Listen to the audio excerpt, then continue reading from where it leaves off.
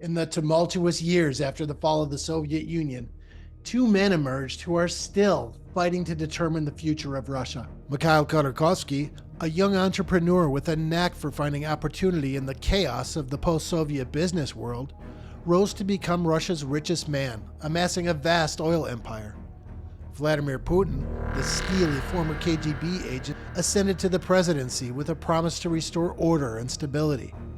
Their paths would cross in a dramatic clash that continues to shape Russia's political and economic landscape to this day. Born in a working-class Moscow family, Mikhail Khodorkovsky seemed an unlikely candidate for the title of Russia's wealthiest man.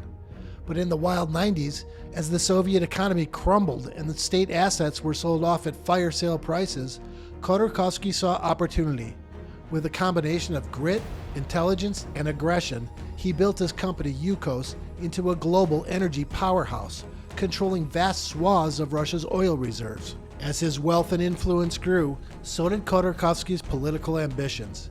He began to speak out against the rampant corruption of the Putin regime, funding opposition parties and civil society groups. To Putin, who rose to the presidency in 2000, Khodorkovsky represented a threat to his authority. Putin, who had vowed to rein in the oligarchs and reassert state control over the economy, saw Khodorkovsky as a symbol of the lawlessness and excess of the 90s. This showdown between Putin and Khodorkovsky came to a head on October 25, 2003. In a dramatic raid, armed agents stormed Khodorkovsky's private jet on a Siberian runway, arresting him at gunpoint. He was charged with fraud, tax evasion, and embezzlement, accusations that Khodorkovsky and his supporters maintained were politically motivated. In a trial that gripped the nation, Khodorkovsky stood defiantly in the defendant's cage, insisting on his innocence.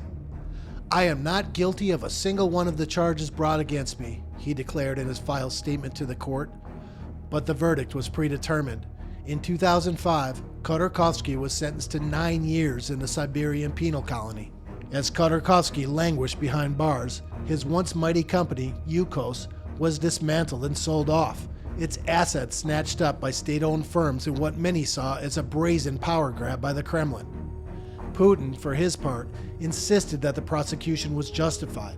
В связи с арестом главы компании «Юкос» никаких встреч и никакой торговли по поводу деятельности правоохранительных органов не будет. For nearly a decade, Khodorkovsky remained behind bars, his powerful voice silenced. But in 2013, Putin surprised the world by releasing Khodorkovsky just before the Sochi Olympics. The catch? Khodorkovsky had to agree to leave Russia immediately and remain in exile. Undaunted, Khodorkovsky threw himself into the fight for democracy in Russia from his new base in London.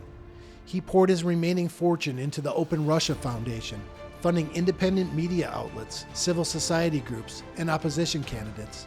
He forged alliances with other exiled dissidents, like chess grandmaster Garry Kasparov, and lobbied Western leaders to maintain pressure on the Kremlin. As Putin tightened his grip on power, many wondered whether Khodorkovsky's dream of a democratic Russia was slipping away. But he remained undaunted. In 2022, he played a key role in organizing the Declaration of Russian Democratic Forces, a landmark document signed by a coalition of exiled opposition figures, activists, and experts. The declaration outlines a vision for a post-Putin Russia, with free elections, an independent judiciary, and respect for human rights as its core principles. Khodorkovsky has been tireless in his efforts to rally international support for the Russian opposition. He has also been a vocal advocate for maintaining sanctions against Putin's inner circle, arguing that they are a crucial tool for holding the regime accountable. In 2021, Russian authorities designated Khodorkovsky's Open Russia as an undesirable organization, forcing him to dissolve the group to protect its employees from prosecution.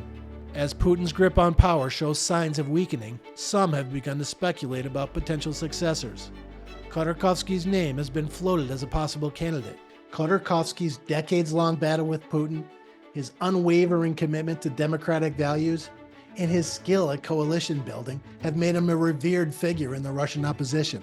Khodorkovsky remains focused on his ultimate goal, a free and democratic Russia. "I know that the road ahead is long and difficult," he said in a 2023 speech, But I also know that we will prevail, because the desire for freedom and justice burns in the heart of every Russian, and no amount of repression can extinguish that flame forever. Subscribe for more insights from liberation movements across the globe.